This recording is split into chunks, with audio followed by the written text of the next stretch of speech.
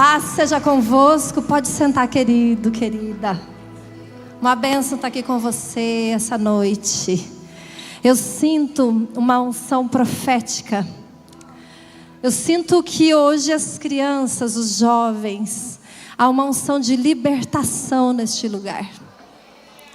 Fale assim para a pessoa que está do seu lado: hoje você vai sair daqui mais ungido, mais abençoado e livre, em nome de Jesus, amém? Queridos, a pastora me pediu para estar aqui com vocês e eu amo falar sobre famílias. Eu e meu marido fomos chamados para isso. Nós amamos trabalhar com as famílias, porque Deus restaurou a nossa família. Deus fez algo tão grande na nossa casa que nós não podemos deixar só para nós.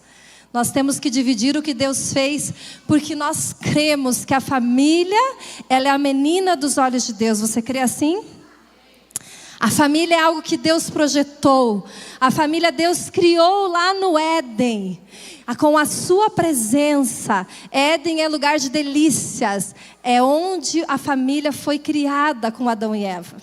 Na verdade, havia uma família já no céu, né? O Senhor projetou uma família, mas quando Ele veio e fez o homem, Ele projetou a família ali no Éden, para que eles tivessem comunhão com Deus. E é isso hoje que eu quero falar um pouquinho com você. Queridos, abra a palavra do Senhor ali em 2 Reis. Quero contar um pouquinho como eu fui começar o trabalho com as mulheres. Nós somos pastores de jovens durante 20 anos. 15, né, amor? 15 anos. E o Senhor falou para mim que estaria me transicionando de lugar, de mesa. Mas eu não pensei que eu fosse sentar em tantas mesas. E foi interessante, a gente foi para um congresso lá no Rio de Janeiro. E eu estava segurando uma bebê bem gordinha no meu colo, que os pais eram missionários e eles estavam querendo curtir o congresso. Eles nos acharam lá e entregaram a bebê no nosso colo. E nós ficamos com a bebê o congresso inteiro. E uma hora o pastor estava ministrando na frente.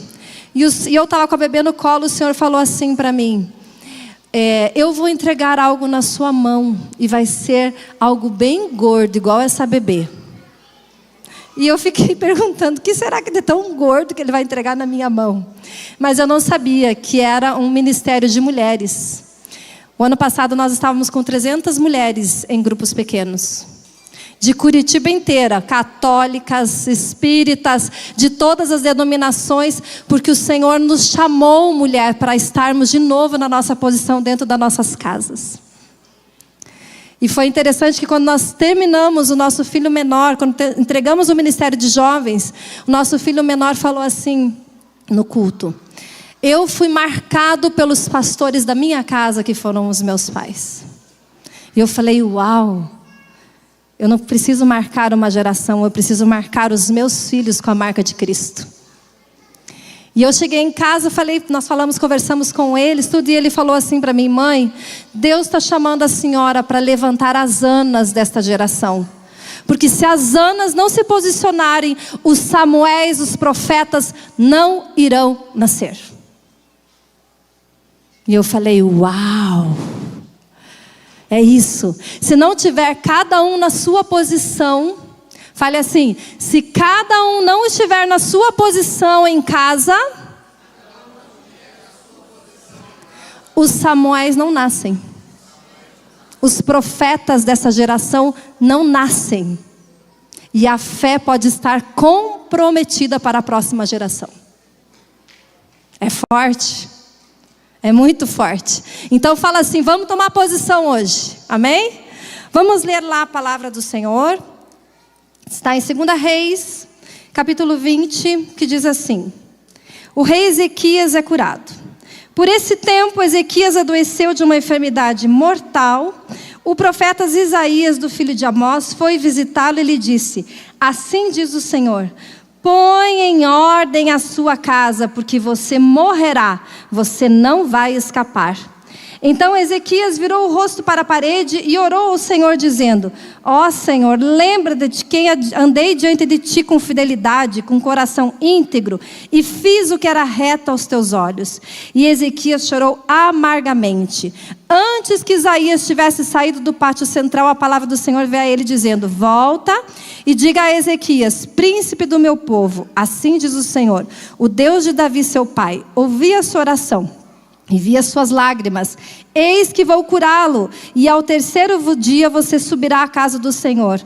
Acrescentarei 15 anos à sua vida, e livrarei das mãos do rei da Síria, tanto você quanto esta cidade. Defenderei essa cidade por amor de mim, e por amor a Davi, o meu servo. Isaías disse mais: pegue uma pasta de figos, e eles a pegaram e a puseram sobre a úlcera, e Ezequias recuperou a saúde.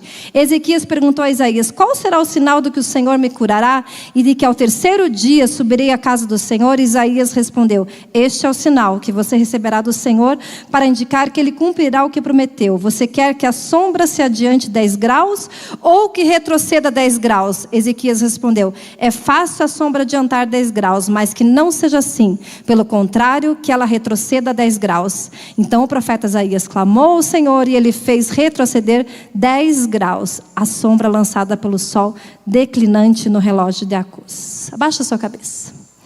Pai, nós vamos lançar agora a Tua palavra, Senhor. Pai, nós cremos que a Tua palavra chegará a cada coração, Senhor.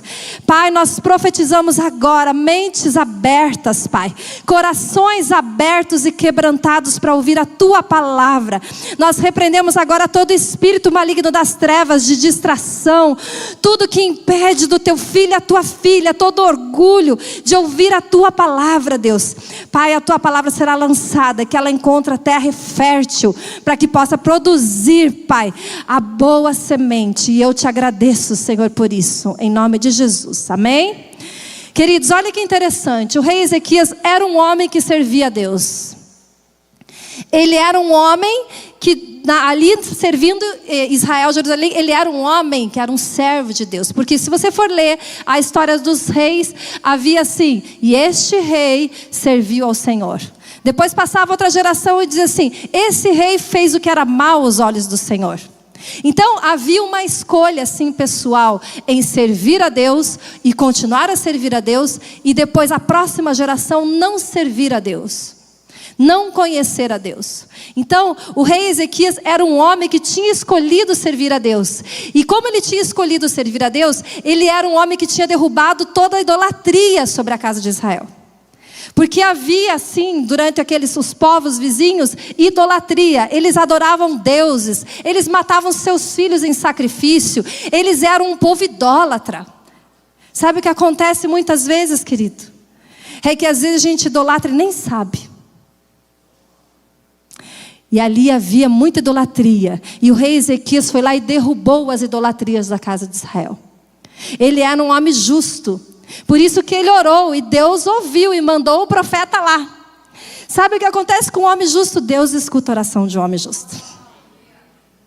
Deus ouviu Ezequias, porque ele fez o que era reto diante do Senhor. Sabe, escolha fazer o que é reto diante do Senhor, porque Deus escuta a voz de um justo. Então o teu clamor será escutado por Deus. Amém? E aí Ezequias foi lá e clamou pedindo que ele tivesse cura. E Isaías teve a resposta de Deus e falando: você será curado. Deus te dará mais 15 anos. Só que tem uma coisa: põe em ordem a sua casa. Fale assim para a pessoa que está do teu lado: põe em ordem a sua casa. Sabe, queridos, numa casa tudo tem uma ordem. Se a coisa está fora de ordem, a coisa não funciona. Quer ver? Eu vou falar para as mulheres. Se você não deixar a coisa organizada em casa, o que vira a sua casa? Um salseiro, uma bagunça. Teu marido pode até fazer as coisas. Glória a Deus pelos maridos que fazem, porque meu marido faz também, né? Tem marido que faz as coisas? Oh, glória! Porque tem uma coisa diferente entre papel e função. Papel é aquilo que só você pode fazer. Função todo mundo pode fazer. Então lavar um prato todo mundo pode lavar. Agora papel não é todo mundo que pode fazer o seu papel, mulher. Sabe qual é o grande papel da mulher? É ser a guardiã do seu lar, da paz e do amor. Já viu mulher perturbada, como é que é? Ela perturba o lar inteiro. É só perturbação no lar. Misericórdia. Mas aqui só tem mulher abençoada, amém? Eu profetizo que aqui só tem mulher abençoada. E há paz na sua casa, amém? Sabe quem traz a paz na sua casa é você, mulher. Não é o homem que traz a paz na casa, é a mulher. Porque o dia que eu acordo com o saci lá, que eu estou bem virada, daí eu põe todo mundo para correr lá em casa. Daí o meu marido fala, vai para o quarto orar, Isabela. Não está dando para aguentar. Lá em casa eu tenho pastor, gente. Ele é meu pastor. Ele fala, vai para o quarto orar que o negócio não está bom para você, para o teu lado. E quando a gente não está bem, parece que tudo não vai bem, não é verdade? E quando o homem não está posicionado de ser o provedor, de ser o cuidador, de ser o líder do lar, a casa também fica bagunçada. Porque tem muita casa que o homem, ele não quer fazer isso. Já viram falar do homem banana, gente? Aqui não tem homem banana, né? Aqui só tem homem mesmo, de verdade. Sabe o que está acontecendo na sociedade? A gente precisa de homens referenciais. Homem de verdade. Homem referencial não é o machão que bate na mesa, que bate na mulher, que grita com a mulher. Homem de verdade é aquele que bate aqui e fala, a culpa é minha. Termina aqui a culpa. Né? Você, homem, você tem que ser homem de verdade. Tem que se levantar cedo, tem que levantar, tem que cuidar da sua esposa, tem que cuidar dela. Porque o homem que não vê a mulher como um vaso mais frágil, as suas orações são interrompidas. Está na Bíblia. Hoje foi interessante que meu marido foi me buscar lá no consultório, estava chovendo, e eu ia voltar a pé, para casa que eu moro pertinho. Aí a minha paciente estava saindo com o marido, ela estava com o bebezinho, e ele veio trazer a chave do carro. E daí na hora da saída, ela falou para ele, nossa, que lindo, viu marido, aprende com ele. Ele foi proteger a esposa dele da chuva, ele veio trazer a chave do carro, ele está cuidando dela. Eu falei, uau, um testemunho vale mais do que 1000 palavras, não é mesmo? Então, homens, você foi chamado para ser o cuidador da sua casa.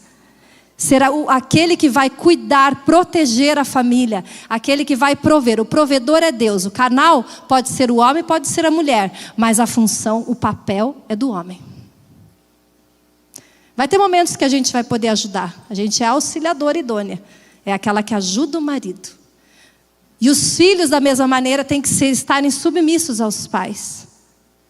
Se não for assim, queridos, a casa não funciona. O rei Ezequias, Deus falou para ele, põe em ordem a tua casa. Sabe o que aconteceu com o rei Ezequias? Ele foi um excelente rei para a nação. Ele era um grande rei para a nação, mas ele era um péssimo líder do lar.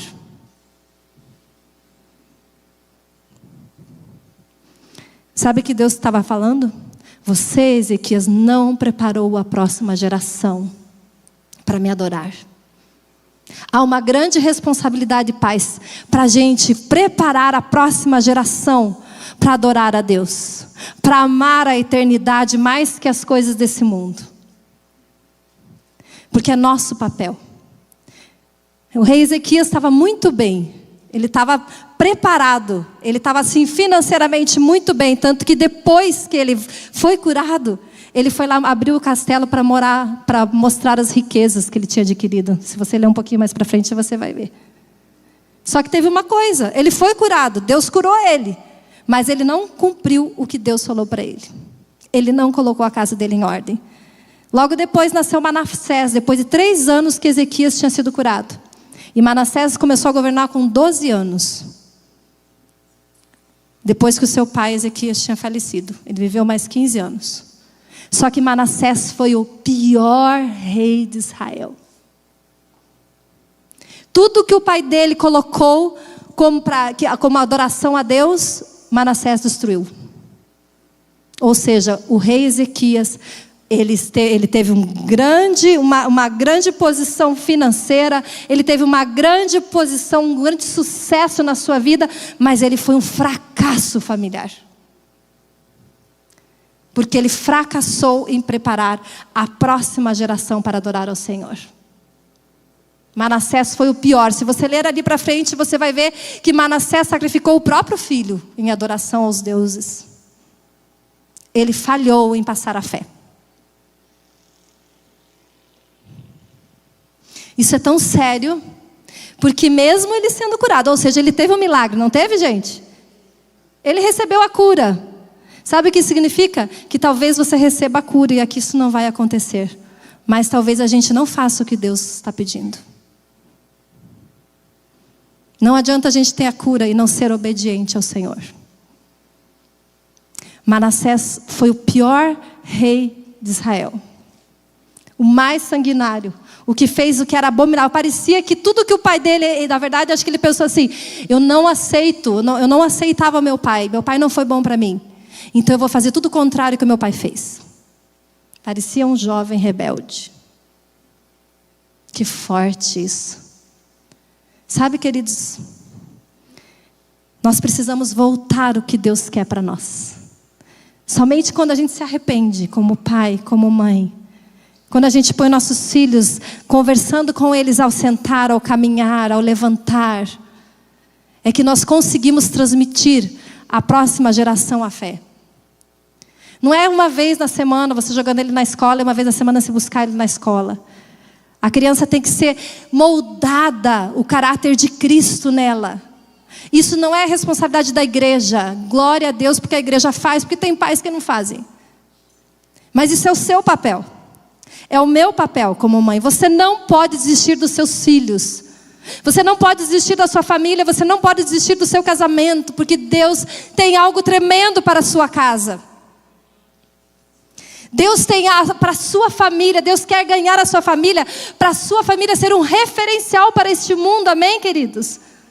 É isso que o Senhor quer fazer. Ele quer que os seus filhos olhem para o teu casamento e digam: eu quero me casar. Deus quer que os outros jovens olhem para o seu casamento e falem assim: eu quero me casar. Eu e o pastor Valdemar fizemos mais de quantos casamentos, amor? 60. Uns 60 casamentos. Em 10 anos. Não que a gente fosse perfeito, porque a gente não é. Eu tenho uma preocupação com um casal que não briga, sabe? Casal não é brigar, mas tem que dialogar. Porque às vezes o casal ele tem muro neles e eles não conseguem chegar um para dialogar com o outro. Porque as pessoas têm que ver em nós e têm que querer casar. Casamento é uma instituição divina. Deus planejou o casamento, queridos. Sabe por que é tão difícil o casamento? Porque o casamento te torna mais parecido com Jesus. Porque ali no casamento que você tem que perdoar, ali no casamento que você tem que aturar, ali no casamento que você tem que servir, você fica mais parecido com Cristo. Sabe qual é o objetivo da família? É fazer discípulos parecidos com Cristo. Sabe qual você tem que ensinar para o seu filho? Ensine a ele a ser parecido com Jesus. Mostre para ele como é ser parecido com Jesus. Mostre não só em palavras, mas mostre em atitudes. O que a gente mais via eram pessoas hipócritas, pais. Os filhos não queriam a fé porque eles não viam Jesus nos pais. Os pais falavam que é a igreja, mas viver Jesus dentro de casa não. Eles precisam ver em nós Jesus. E você vai ver uma grande revolução na sua casa quando você começar a ser Jesus dentro da sua casa. Você vai ver os seus filhos voltando-se para a fé. Você vai ver as crianças orando e profetizando. Meu filho pequeno, o Giovanni, ele era pequeno e ele falava assim, quando ele tinha uns 5 anos mais ou menos: mamãe, hoje eu vou jejuar. Eu falava, mas como assim vai jejuar?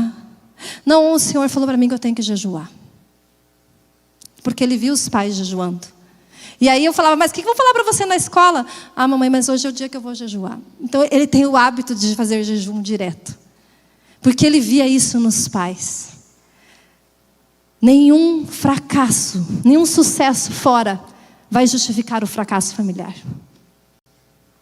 Nenhum. Você pode ser o homem mais bem sucedido. E eu não estou dizendo que você não tem que ser. Mas tudo que você fizer que venha ter fracasso no seu lar não vale a pena. Porque eu quero levar a minha família para a eternidade. Eu não sei se você quer levar a sua família para a eternidade? Eu quero levar os meus filhos para a eternidade. Eu quero levar o meu esposo para a eternidade. E até a hora que eu ganhei meu esposo, eu falei, eu não vou desistir e eu vou ganhar o meu esposo para Jesus. Passamos por traição, passamos por adultério, mas nós não desistimos. E eu não vou desistir até ver Jesus formado dentro dos meus filhos. Ele sendo um caráter de Cristo e revelando Cristo para este mundo. Nenhum sucesso ministerial vale o fracasso da família. Infelizmente, o rei Ezequias foi curado e não foi bem sucedido familiarmente falando. Sabe o que eu desejo para a sua casa? É que a sua casa seja sucedida, bem sucedida familiarmente. Eu desejo que os teus filhos sejam profetas dessa geração. Eu desejo que eles sejam os profetas que vão perfumar as nações. Eu desejo que a sua casa seja casa de oração. Eu desejo que você passe pelos corredores da sua casa e os seus filhos estejam orando nas madrugadas. Eu profetizo isso sobre a sua casa. Eu declaro sobre a sua casa tempo de paz, tempo de prosperidade, onde não vai haver falta de nada, nada. Só que tem que haver perdão dentro da casa. Lá em casa a gente sempre fala, vocês podem até brigar. Nós falamos para os meninos, mas ninguém vai ficar brigado. Teve uma noite, o pai estava viajando, acho que ele nem sabe disso. Os 2 meninos voltaram brigado do futebol. E eu estava dormindo. E eles brigaram tão feio, que eu nunca vi eles brigando. E eles se dão muito bem, né, amor? Os mais novos. E eles brigaram, eles já eram homens, os 2. E eles começaram a aguentar o tom da voz. E eu me acordei. E eu cheguei, sabe como que é briga entre 2 homens? Né? E eu, uma mulher pequena, eles grandes. E eles começaram a brigar. E um começou a magoar o outro. E o outro começou a xingar o outro. E começaram a ferir. E eu falei, parem com isso agora. E comecei a orar e repreender. E eu puxava um para o lado e puxava para o outro. Bom, eu só sei que nós fomos até às 3 da manhã. Até botar os 2 de joelho pedindo perdão um para o outro. Eu falei, aqui em casa não. Satanás, você não entra na minha casa. Espírito de discórdia, você não entra na minha casa. Espírito de divórcio, você não entra na minha casa. Fale assim, espírito de divórcio, você não entra na minha casa. Espírito de discórdia, você não entra na minha casa, em nome de Jesus. Não permita espírito de discórdia na sua casa. Não permita isso. A sua família tem que se dar bem. Vocês têm que se dar bem entre vocês. Vocês têm que falar bem um com o outro. Vocês têm que dar boas palavras um para os outros. Queridos, uma casa que tem paz, que tem a presença de Deus, é uma casa alegre. É uma casa leve, onde as pessoas têm vontade de voltar para casa. Sabe aquela coisa, foi engraçado na época da pandemia? O meu marido estava em casa. Ele não estava trabalhando e eu estava trabalhando. Só que ele ficou tão envolvido com o negócio da casa, que daí quando eu chegava em casa, ele falava assim para mim, amor, o fulaninho brigou com coisa, tal coisa. E eu falava, meu Deus, eu trabalho na área da saúde, né? Daí ele vinha falando as reclamações, sabe que nem mulher, assim, que vem reclamando que o marido chega em casa e quer ficar quieta. Eu falei, nossa, amor, estou descobrindo por que os homens gostam de ir pro bar. Eu falei, amor, deixa eu entrar e respirar. Só deixa, a gente já conversa. Sabe aquela coisa de paz na casa? Que o homem tem que chegar e respirar, a mulher tem que chegar e respirar. Gente, eu quero que você viva o céu na terra dentro da sua casa. Põe as coisas no lugar. Pai pede perdão sim para filho. Por que não pede perdão para filho? Porque pai erra igual filho. Só que filho também tem que respeitar pai e mãe. Obedecer, honrar pai e mãe. Escutar, dar valor a pai e mãe. Quem ensina isso somos nós os pais. Lá em casa, filho não dá de dedo na cara da gente, não. Lá tem pai e mãe. Eu vejo jovens, adolescentes, dando de dedo na cara do pai e mãe. Eu falei, mas onde que essa menina aprendeu esse negócio? Ainda quase dá eu vontade de dizer, escuta que você não tem pai e mãe?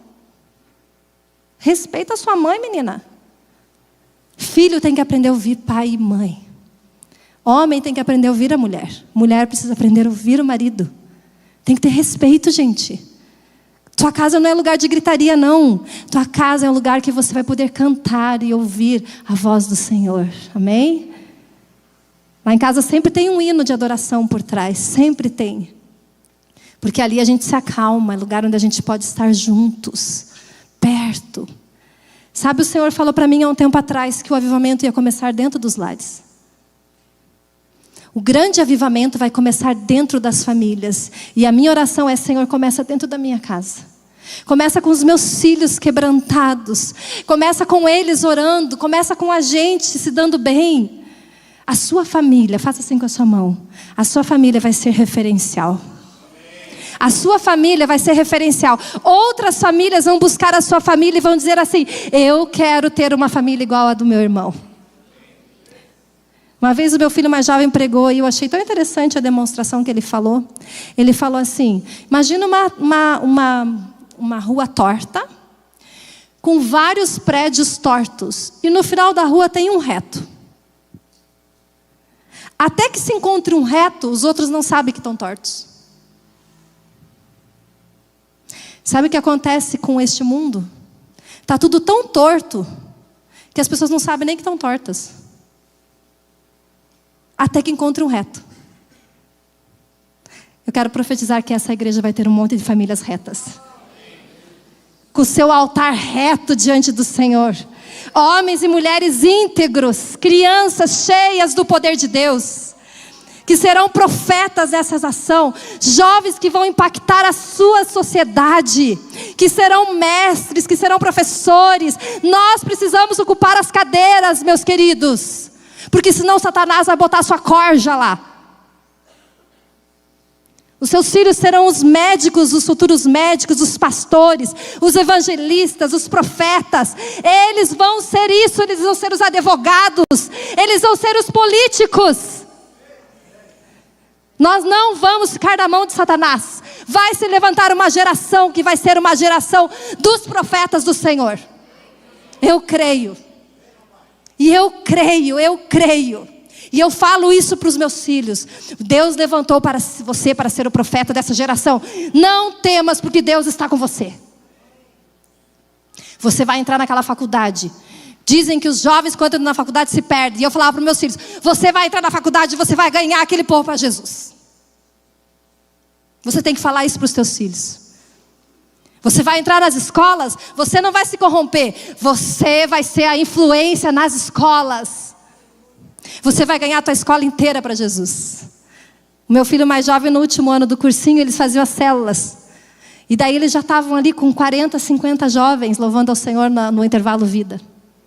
E agora ele vai entrar na faculdade. Eu falei: filho, pode se preparar. Porque o inimigo está pensando que a faculdade é dele, mas não é dele. As faculdades vão permear o nome do Senhor, eu creio. Eu creio. Haverão profetas do Senhor e serão os nossos filhos esses profetas. Serão cheios do poder de Deus. As crianças vão ser cheias do poder de Deus. Ore sobre o seu filho e profetize sobre a vida dele. Ao sentar, ao levantar. Eu fico pensando, você já pensou que os muçulmanos, eles doutrinam tão bem os seus filhos, que quando eles chegam na fase adulta, eles estão certos que se eles morrerem com uma bomba no corpo, eles vão ser mártires? E eles fazem isso alegres? Você já pensou nisso? Eu fico pensando como eles educam bem os filhos. Eu tenho que educar os meus filhos para que eles não só vivam por Jesus, mas que se eles precisarem morrer por Jesus, eles também serão mártires. Eu sempre falei isso para os meus filhos: uma causa que você não pode viver, você não pode morrer por ela. Aliás, ao contrário, uma causa que você não pode morrer, você não consegue viver por ela. E é uma fé forte, firme, inabalável. Uma fé que não está nas circunstâncias. É uma fé que não é se ele tem ou não, se eu ganhei de Jesus alguma coisa ou não. É um amor assim inabalável pela eternidade, querido. Um jovem assim, os vícios não entram. Sabe o que você precisa ser, pai? Pai do seu filho. Pai da direção e destino. Pai não deixa a coisa correr. Tá 10 horas no videogame e não faz nada com a criança. Aí, esses dias uma mãe veio me perguntar: pastora, você ora pelos meus filhos? Falei, oro. Ai, porque ele teve uma atitude errada, eu não sei o que fazer. Falei, tome uma atitude de mãe. Não adianta você só orar, você tem que tomar uma atitude. Em amor, mas você tem que tomar. Arranca o videogame. Nós fizemos isso agora, esse tempo atrás. Arranca o videogame, tira ele. Está dominado pela tecnologia? Arranca, porque é espírito das trevas. Tem que se opor. Tem que falar, não, aqui na minha casa, não. Não vai dominar na minha casa isso. Coloca horário. Vê o que o teu filho está vendo. Olha o que ele está vendo. Abre o celular. Lá em casa, quando eles eram menores, não tinha senha de celular. Abre aí o celular, quero ver o que você está vendo. Mas eu posso dizer hoje que eu vejo Jesus nos meus filhos. Valeu a pena. Valeu muito a pena. Valeu muito a pena. E não é porque é grande que às vezes o pai e a mãe não tem que repreender. Claro que a gente não pode mandar na vida deles quando eles são casados. Mas que a gente tem que chegar de vez em quando e falar, a gente tem que falar. Queridos, eu quero desafiar você a tomar a sua posição. Talvez você como pai errou. Como esposo você errou. Talvez você não deu a devida atenção. Talvez você largou a sua casa, você maltratou sua mulher, falou mal com ela. Sabe o que a gente faz quando faz isso? Querida, me perdoe. Eu acho que eu não fui íntegro com você. Me perdoe a maneira como eu falei com você. Ser humilde, igual Cristo. A mulher às vezes também não sabe como falar com os filhos. Filho, me perdoe. Eu quero pedir perdão porque eu errei com você. Isso sim é evangelho verdadeiro. Eu tenho falado muito para as mulheres. Evangelho simples e puro ao redor da mesa. A sua casa será a casa onde as pessoas poderão se sentar. E haverá mesa. Tem que ter mesa na sua casa, querido. Você tem que sentar com seus filhos para tomar café. Você tem que sentar para almoçar. Tem que fazer comida. Ninguém mais faz comida em casa, gente. Fazer comida em casa. Abre a tampa do fogão e faz comida. Marido, mulher, seja lá quem for. Almocem juntos. Jantem juntos. Partilhem a vida juntos. Evangelho simples. Eu amo os grandes movimentos, mas eu creio que o Senhor está querendo fazer algo de dentro para fora. É de dentro para fora. É dentro dos lares que tem que ter cura. Evangelho verdadeiro, simples. É isso. É em volta da mesa. Porque Jesus era simples. Ele parava na casa de Marta e Maria, de Lázaro. Ele se assentava à mesa. Ele não precisava de grandes multidões. Ele tinha as grandes multidões, mas ele estava com os seus discípulos ali à mesa. Conversando, ensinando. Sábado eu e o pastor Valdemar tivemos um tempo com nossos filhos na mesa. Conversamos sobre coisas da fé, sobre coisas da vida. Demos direção a eles. Eles abriram o coração para nós. Que coisa mais maravilhosa que isso? Sabe, pastora, o que a senhora fez lá no lar? Na casa? Deu lar para os meninos. É isso. Eles não tinham lar. Por isso tem tanta recuperação. Porque caso de recuperação é caso onde tem protocolo. Lá não, lá é um lar. Por isso os meninos te chamam de mãe. Porque você deu amor de mãe. Tem uma crise sim de amor de pai, mas tem crise de amor de mãe. As mães não estão mais em casa. Filho, eu preciso de abraço, de carinho, de palavra de afirmação. Você deu lar para eles. Vocês deram um pai e uma mãe para aqueles meninos. Por isso tem tanto sucesso. Eu quero que a sua casa se transforme num lar. Eu quero que a sua casa se transforme num lar, queridos. E eu quero orar com você. Eu creio que há uma unção sobre a nossa vida, sobre restaurar famílias.